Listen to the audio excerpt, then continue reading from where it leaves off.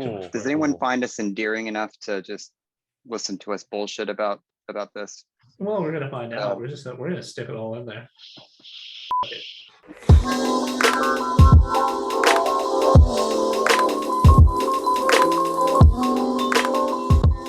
Hello, everybody. Welcome to the Socialist Techie. I am Jerome. I am joined today with my good buddies Jacob James. Say hi, Jacob.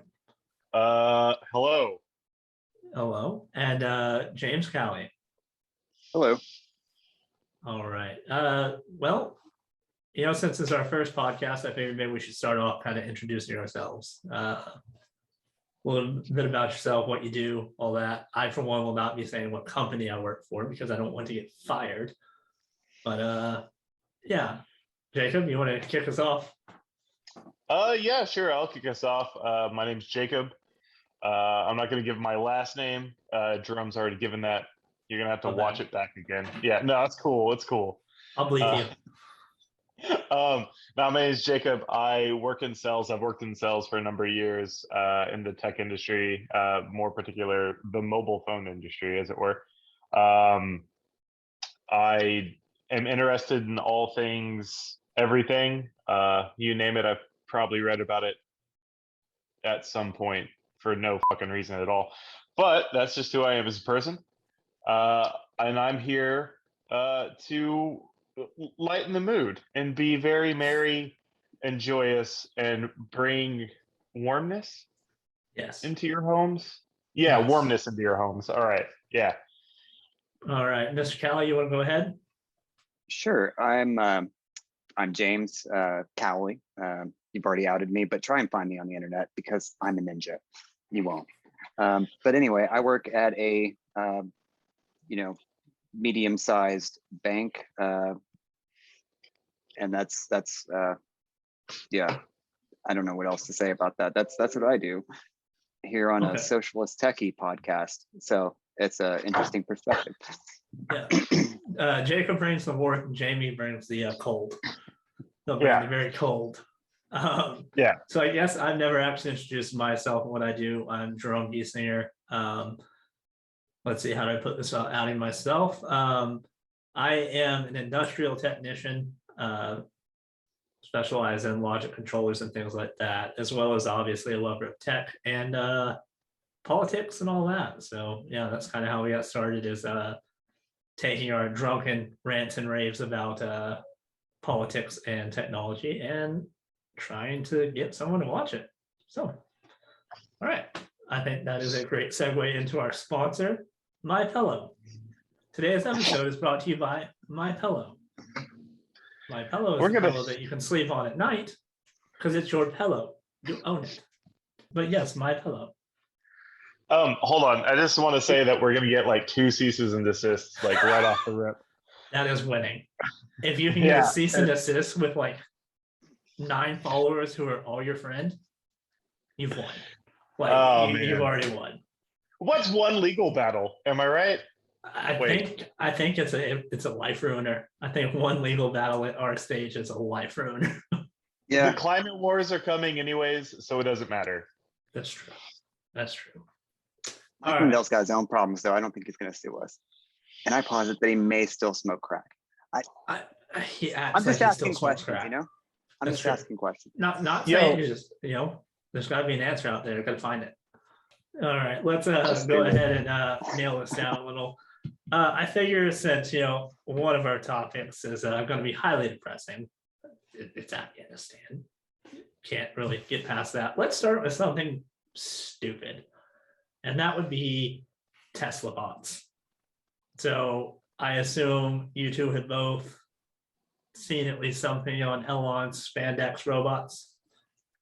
I've read about it. I haven't actually seen them, so I'm gonna look them up right now and see. It's a dude in a suit. Okay. Yeah. All right. Yeah. Like think of it's just okay, so I heard the measurements. The Tesla robots are supposed to be about 5'8", which I guess is cool. I don't know if I'm gonna get one. I don't know what I would use one for, to be honest with you. I don't think Elon does either. I don't think they're ever going to get made, personally. I think it's more of a distraction from the fact that he's getting investigated by the government for his vehicles hitting parked ambulances. But yeah, sure, he can totally make a humanoid robot that I guess Look, will just run into ambulances. We'll call him Here's A, my- we'll call him B. We'll just go ahead and say that like you're gonna have a bad apple in a bunch. You know, not all of the vehicles are hitting parked ambulances and killing people yet. I all saw I'm Heard saying. that the argument before somewhere. yeah, not all. I read a funny take on the Teslabots. Apparently, they're going to limit their running speed to 5 miles an hour. That way, humans can outrun them. To which my response is, I cannot run 5 miles an hour. Yeah, So, exactly. like, where does that leave me? Like, maybe I can for like 10 feet, but I figure the robot's going to go for a while. This is America. We drive. Why would you even run? I don't understand this. What are we Well- going to do when the Tesla autopilots turn us back around towards the Tesla murder bots? Well, you guys have seen Maximum Overdrive, right? It's a classic. Like, you get stuck in a gas station and everything that's electronic is trying to kill you. Like, that's. I haven't, but I've seen every other sci-fi movie with robots. You haven't seen Maximum Overdrive? I can't recall who's in it. Probably, who's the guy that's in Dirty Dancing? Patrick Swayze? Yeah, I think he's in it. Let's see here. Anyways, Maximum Overdrive is a classic 80s movie that basically is like, nah, man, it's going to kill you. And I feel that's where we're headed is Maximum Overdrive. Emilio Patrick Estevez. Same thing. Patrick Swayze, Emilio Estevez. Both from Mighty Ducks Outsiders. fame. Both from yeah. Outsiders. Both were in Young Guns together, probably. I don't think Swayze was in that. No, he wasn't. Anyways, yeah, I don't know. I don't know how I feel about the whole Tesla thing. I think it's more so like at this point, I think I said it earlier. I kind of talked to you guys and said it and mentioned that like right now we're in a race to try to control Earth outside of Earth, right? Like Yeah. if you can manipulate and can control space, then you're ahead of everyone else and every other company and every other government and everything like that. Yes, they can shut you down here, but like if you're the one that's controlling everything, then it doesn't really matter at that point. Right. So I have a feeling that's why you're seeing this sort of space race between the billionaires go on, is that they're trying to say, hey, we're staking claim to this. It's either something like that or it's something worse than that. They're trying to get away from Earth for some reason. I don't know why they would be trying to get away from Earth, but it is what it is. And I think the Tesla robots are sort of another distraction on that. I understand that he's trying to be innovative and everything, but at the same time, like the average person, like you and I, are not going to have a Tesla robot. Most people aren't going to have Tesla robots. There's no way, shape, or form with the amount of technology that's in it that regular everyday humans can have Tesla robots or anything along those lines. It's not going to make our lives any easier. Now, can it go to changing automation in the workplace and replace humans in everyday life and everyday jobs? Sure.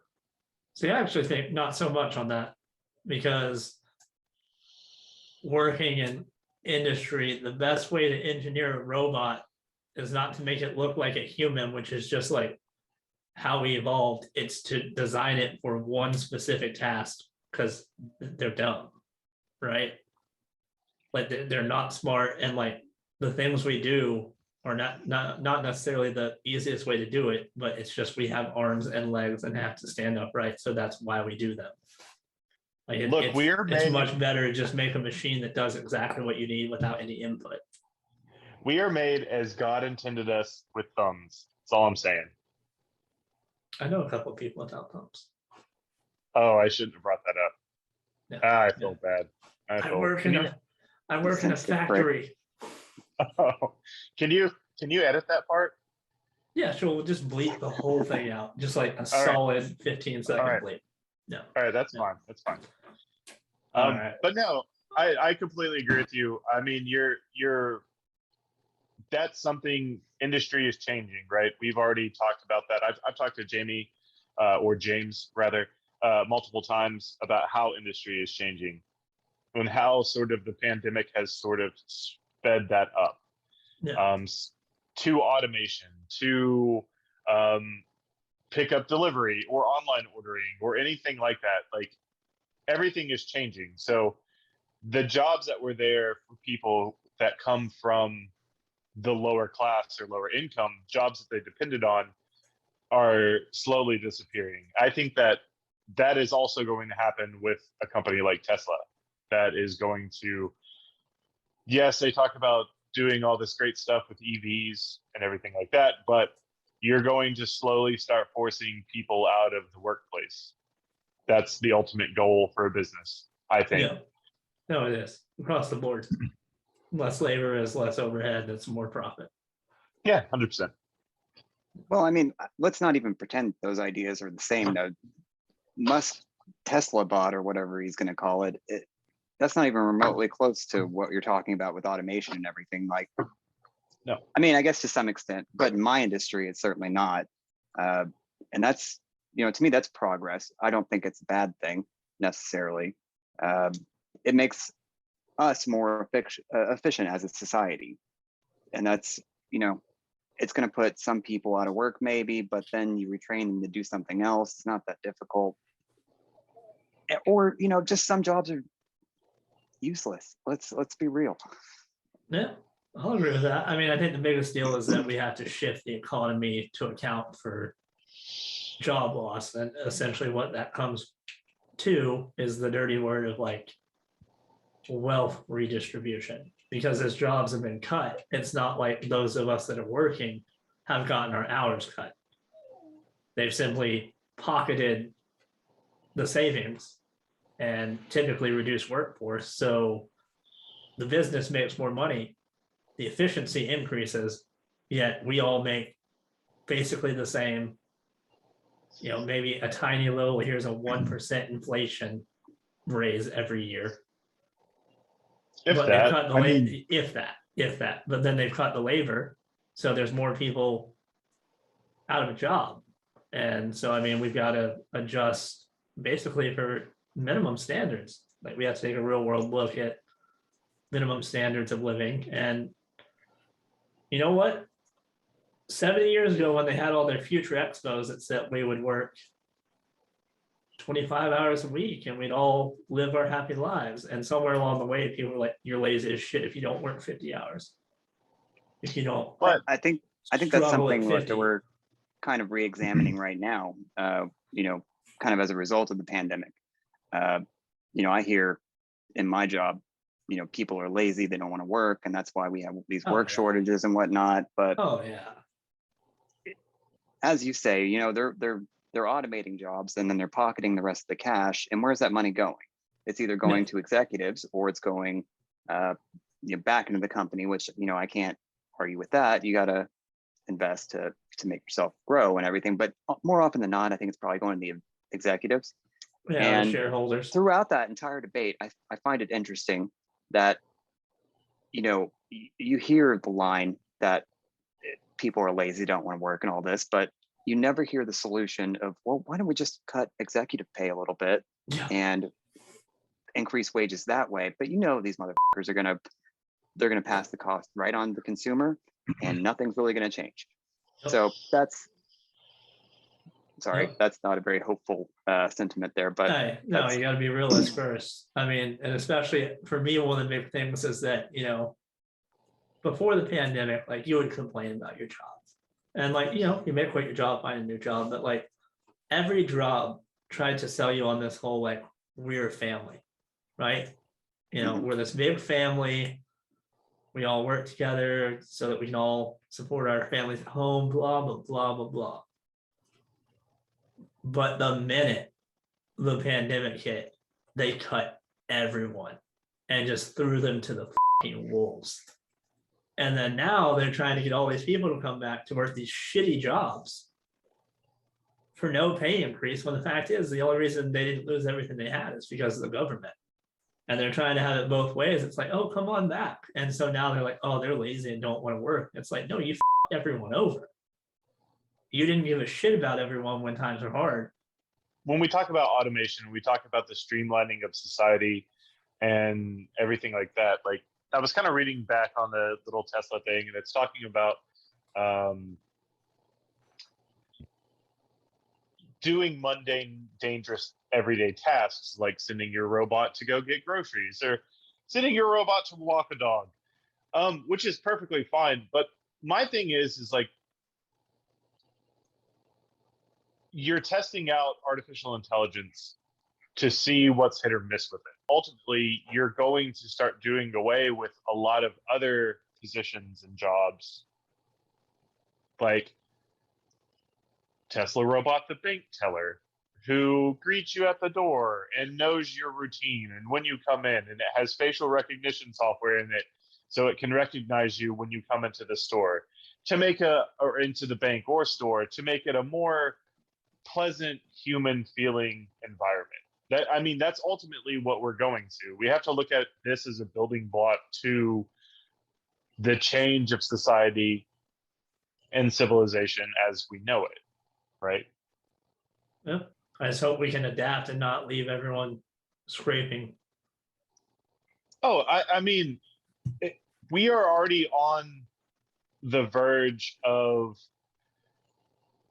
humanity being pushed so far down, like us as the middle class being pushed into the lower class, and the lower class being pushed even further past poverty. That's essentially what's going to happen within the next 10 or 20 years.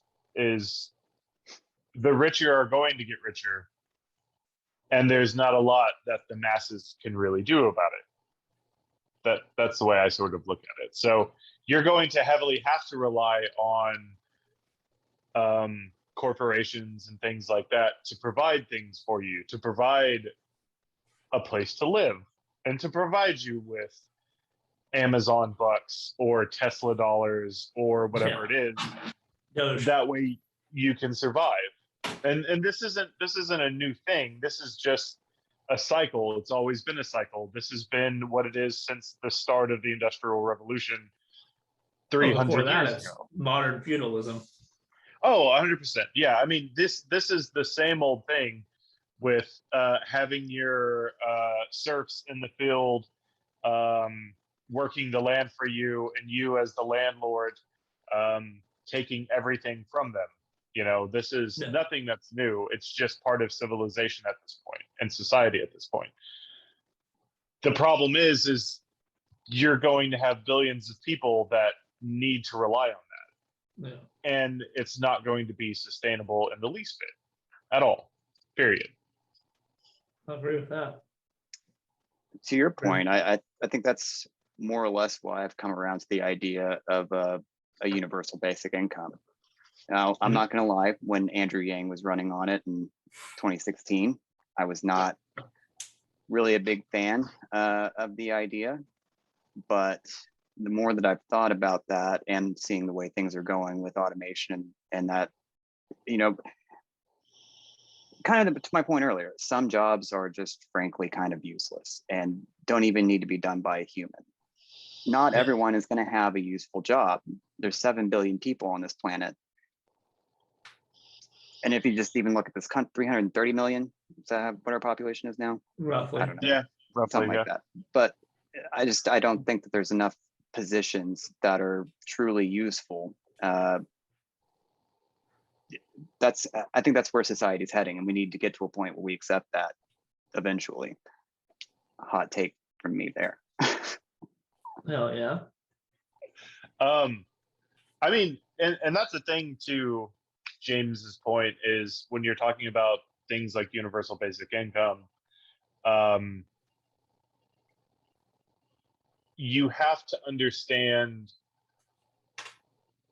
where is the value in currency or money or anything like that, because at some point, like, there is no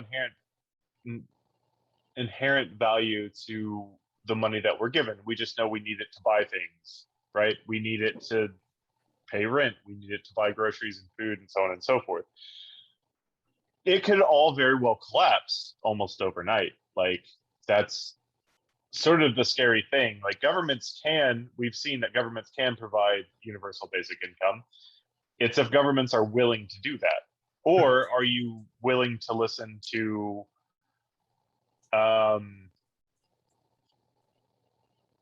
corporations or whatever it is that says, no, we need a workforce and we need people that we can hire at $7.25 an hour and expect them to live off of that money. So don't give them a universal basic income. They have to rely on us, right? Right. While at the same time, the corporation relying on the government for tax benefits and basically corporate universal income. Yeah, 100%. They're the only ones allowed to dig in a pocket. Yeah, and that's the thing is, like, I've talked to several other friends about things like, is capitalism in its sort of death throes? Is it at the end of its lifespan as we know it? Is capitalism a failed economic idea? Has it been failing since the end of World War II? Is it something that is going to collapse sometime soon? Is it going to fail much like the Soviet Union failed? These are things that you have to ask, because in the next 10 or 20 years, 30 years, it could be very true that our economic system as we know it could completely disintegrate. Right. And we could be like the Soviet Union, or how post fall the Soviet Union was, with basically a power vacuum that's going to be filled by all sorts of unsavory characters. I'd assume mainly the rich, big Yes. bunch Yeah. of oligarchs. All right, and we want to thank our second sponsor for the day, Philip Morris. Philip Morris, when you need to breathe right, get a Philip Morris. God damn it. I mean, I figure if we just keep hawking sponsors that are not sponsoring us, eventually they'll be like, Please sponsor "Okay, us. like how much is it gonna cost us? It's like 100 views. Trying to monetize so we can quit our job. Please, Philip Morris, see us, notice us. Here at the Socialist Tech, we rely heavily on big tobacco income. God damn it. And crackhead Big Tobacco Telos. and Mike Lindell. Yeah. Yeah. I guess we should move into our next topic, Jerome. Yeah, hold on. All right, so a more cheerful topic than Teslabots. Afghanistan. Nice. Yeah. Nice. Yeah. So I've been waiting thoughts? on. Feelings? Well, I mean, elephant in the room. The bombing today. I heard about that. Yeah. I didn't. Can you enlighten me? I didn't actually I saw it happen, but I didn't read anything about it. Apparently it was I guess a sect of ISIS. They call ISIS themselves K. ISIS K. Did I had to look up what that was. Yeah. I never heard of them before, but apparently it's just the affiliate of ISIS that operates in Pakistan and Afghanistan. Okay. The more you know. Right. But yeah, Okay. they went to the Kabul airport with I believe 2 suicide bombers and some armed men. And right. Well, of course. I saw 10 American soldiers were killed over there, and it's been the most since 2012 in a single day or whatever it is. Yeah, I think it's more than that now. I think it's one of those that just keeps 12 rising. or 13, I think. Yeah. And then of course scores of Afghan civilians, which of course no one starts with. What is the saying? One death is a tragedy. A million thousands is of a deaths. statistic. Yeah, that would be one of the Soviets I said believe it. it was Stalin. It could have been Stalin. I mean, nobody cares No. about him. He had small dick energy, so. Did he? Yeah, 100%. Yeah. Little dick energy. Anyways, Afghanistan. I mean, honestly, what can you say? Like, we were in high school when all of this started. Middle school for me. Yeah, middle school for you. James and I were in high school. This was something that I remember it like it was yesterday. I remember where I was. No, that was Iraq when we airstruck Iraq, went in there. But I remember us sending troops in Afghanistan and things like that. I have, like many Americans, I have family members that have served in Afghanistan, multiple tours, have been over there multiple times and things like that. It's caused more issues for Americans. That's going to be a generational thing for years and years to come. You're seeing the effects of it not only in a country like Afghanistan and the surrounding areas, but you're also going to see the effects of it here in the United States. Things that people don't realize, and people that advocate war and preach that are war hawks and want to go to war and invade other countries and spread imperialism, they don't realize that there aren't survivors in war. Everyone's a casualty that comes from war, right? And this is something that's been going on for 20 years. The sons and daughters of men and women who fought in Afghanistan 20 years ago are going to Afghanistan now. Yeah. You're creating generational problems for years and decades to come. Oh yeah, and I mean, not even just with American soldiers. I mean, No, think about no. all the Afghani, well, 100%. at this point, men, but people who at the time were children who do not have any idea why Americans are in their country, right? Yeah. Like, the common Afghani didn't understand that, but they did understand that their dad or their uncle or whomever got blown to pieces. And they did understand that, okay, there was this one guy that everyone said was bad, but then they blew my whole family to pieces with a robot in the sky. And we've created an entire new generation of terrorism from that. I guess the ideal thing to do is just stay there forever. No, is what everyone seems to believe. The biggest problem is that you tried to go and build a nation. You went for a specific reason, to hunt down the Taliban, to find Osama bin Laden, to find who perpetrated the terrorist attacks on 9/11. But you stayed in a country to try to nation build, right? To have an ally or to have a base of operations within that region of the country. Right. But the problem that lies in that is that you were taking people, like if you look back and you watch videos of us training the ANA and things like that, and I'm not saying every person that served in the ANA or anything like that is bad, but there are a lot of people saying like Afghanis don't have like a national identity. They're not all one country or unified country. It's not like I'm from Oklahoma or I'm from Maryland, I'm from Washington, but we're all citizens of the United States. It's not that there, right? That's the flawed strategy that we went into it with to begin with. We fundamentally didn't understand what we were doing over there.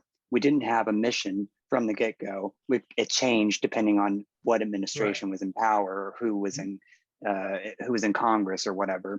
And frankly, the only good argument that I've heard, and I wouldn't even say it's good, for staying there any longer is the humanitarian issue, which, I feel terrible for, having the Taliban running their country. But what good is that doing the United States? What benefit are we getting out of spending all this money and all this time and all these, our American troops? To what end? How long do we stay? I think Biden says that himself, there's just no justification for it. There's no reason to stay there. any longer. We should have left after we got bin Laden, which, you know, having been a kid, as we talked about during 9/11, that was the goal for me. You know, we get that fucker and we done. We won. And the funny thing about it is, we talk about Afghanistan. We spend a lot of time talking about Afghanistan. Like, what country was Osama bin Laden captured in or killed in? Pakistan? Oh, he wasn't even in Afghanistan. How about that? That's so weird. Yeah, and at this point, you've got soldiers fighting Afghanistan that weren't alive for 9/11. You know, that they've only read about it in history books. Maybe they've seen the videos on YouTube. It went from, well, we're going to go get the bad guy, to, well, we got to help Afghanistan be a free, liberated country, and we have to provide a foundation, and we have to give them aid and support, and provide jobs for them, and elevate the status of the country. And we pump trillions of dollars into a nation of taxpayer dollars. They're army to fall in 11 days. Is that correct? 11 days? I believe 11 is correct. Can we get a fact check on that? 11 days? And 11 days. But seriously, that fact alone solidifies in my mind that we have no business being there. It was a failed mission to begin with. It doesn't matter how long we stay. It's going to continue to be a failed mission. Let's cut our losses and go home. We got enough problems here. One thing you touched on that has been driving me most crazy about this whole thing is, you know, you brought up the humanitarian argument, which is a fair argument, and it's something that we as Americans we won't be held accountable for it, but we should at least hold ourselves accountable, at the very least as citizens. Next time something happens and we want to rally around the fucking flag, maybe consider our consequences. But one of the most infuriating things for me has been the jaded just arguments from people about the humanitarian crisis of it. Suddenly we when those people do not give a fuck. They'll literally make the argument of humanitarian crisis and then turn around and flip and say we cannot take Afghan refugees. And it's just a political divisive ploy. And I'd say that it's apparent. When have those folks ever been consistent? For their followers, it doesn't matter. And it's just infuriating to me for someone to talk about women's rights and all that, who is only saying it for political gains. It's all about political gain. It's all about getting reelected the next year and the year after that and the next election cycle and everything like that. The problem that you have is you have had service members within the United States military that have said, we need to get the people that helped us out of that place. And they've been saying it for years. Translators, anyone that worked alongside military service members, anyone that provided aid for U.S. military service members or anything like that, they've been saying, hey, we need to get them out. This isn't a new thing with America. This isn't something that we've not seen in the past. This happened in the 70s. Like, we did the same thing with the Hmong people from Vietnam, the Monyards, anyone that helped fight against the NVA or the North Vietnamese. Americans left them there. Hell, even more recent than that, we ditched the Kurds. Oh, 100% we ditched the Kurds. We ditched the Kurds just to die. I mean, what, 2 years ago, 3 years ago? Oh, yeah, 100%. Something like that. This is why, unfortunately, I don't think that we're going to learn our lesson as a country, because you have Vietnam, you have Syria. We keep doing this because we think, oh, we're badass, we can do whatever we want, we're the United States of America, and then we find, oh, well, maybe we can't. Yeah. But next time we can. We can't strategize. To Jacob's point, we can't see past the next election cycle. So basically all the bitching that I've heard about Afghanistan at this point has been to score political points. Like they don't give a fuck about the Afghanis. They don't give a fuck about it. It's just whose fault is it? That's what the real argument is about, is whose fault is it?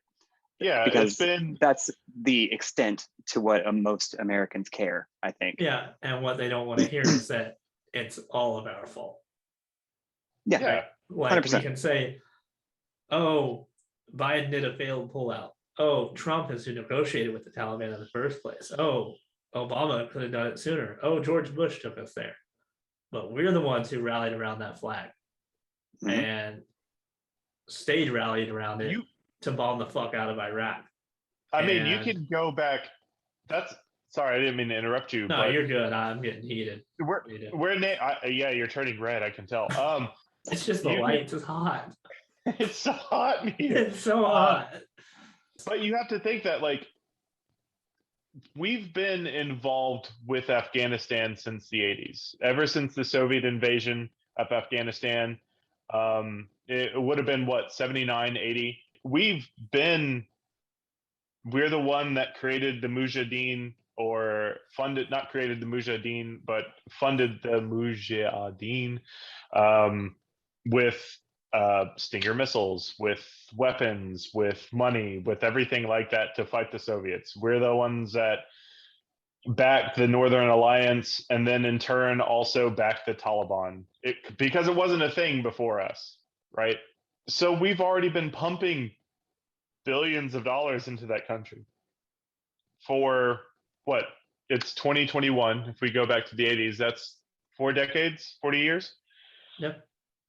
Of our involvement there. And at what point do you go, like, the humanitarian part is the saddest thing, because there are people that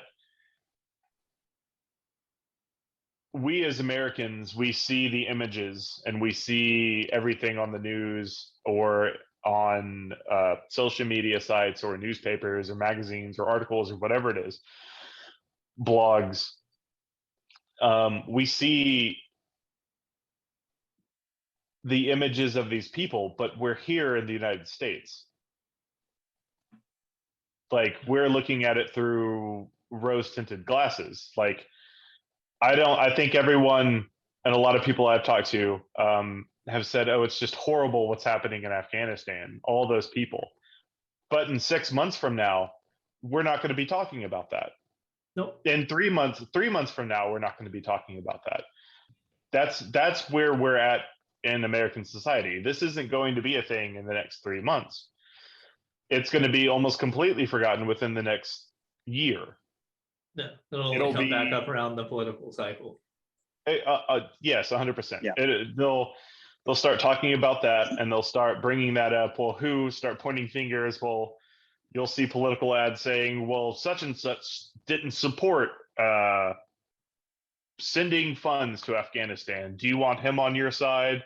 Vote for Timbuktu Joe, whatever the fuck, who knows? But that's the problem. That's the problem we have within the United States is, like, our memories are like goldfishes. Like, we don't give a shit. We're just going to move on to the next thing and the next thing and the next thing. So people are complaining about it now, but I honestly think, like, to me, it's horrible to see what's happening. Sorry, I didn't mean to go on a long-winded rant. No, you're fine. It's a shitty subject.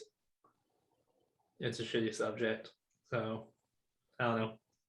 But I will say, as far as kind of what you're talking about earlier, getting people out and stuff, we've known, we signed the deal to withdraw in May of last year.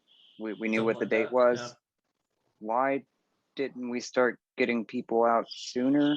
Why did we? I mean, I understand the reasoning. They thought the Afghan army was going to hold longer, and then they didn't. But why weren't we working on this beforehand? I mean, that's where I'm going to be critical of Biden on this. Is like, we knew this was coming. Why didn't we prepare more? Well, we got arrogance. I mean, we got American service members out, like military out. Yeah. That was like essentially the thing is we're going to withdraw American service members, right? Like it wasn't we're going to withdraw Afghanis. It wasn't we're going to withdraw American contractors or anything like that. It was just like, oh, if you're in Afghanistan, you're fucked. Like But that's essentially you what know, it was. I'm not a general or anything. I've played a lot of Age of Empires, but I feel like you want to get civilians out first before military personnel. That just seems pretty basic to me. Well, So I kind of don't understand how we're in this position. That it seems like a failure, like pretty much the entire Afghanistan war, yeah, it was which 100% isn't a failure. declared war, mind you, which is another thing that I could complain about at length. Not a declared war, all executive action. So let's think about that there for a second. In our, oh, democracy, but yeah, it's not even a real declared war. If So it's not a declared war, does that mean you have to abide by like the Geneva Convention? I mean, we didn't. Yeah. So weird. Huh. All right, guys. I think it's about time to wrap this up. I got to work in the morning. All right. So, all right. Appreciate you guys coming on, talking about really Anytime. depressing shit. Maybe next time we'll have forgotten about Afghanistan. I think And we just won't have to address it. with a little bit of hope and a lot of love, we can all be good in the morning. Yeah. Yeah. All right, Yeah. guys. So appreciate you coming. Just want to give a shout out to our final sponsor. It is Trump Steaks. Trump Steaks, the steaks you eat when you have too much money and too little sense. Trump Steaks.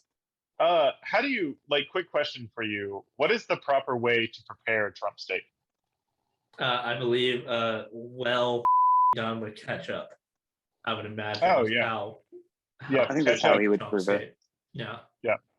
That makes Ground sense. up, Actually. sent to McDonald's, put into a patty. With like a side of French fries. A jumbo size. Super Nice. size. Yeah. And a Diet Coke. And a big bucket of chicken. Oh yeah. Yeah. Tons Jesus, of racism too. Tons Jesus, of racism. John Wayne Gacy over here. All right, fellas. We'll talk to you later. Take it easy, Have a bud. good one. Bye.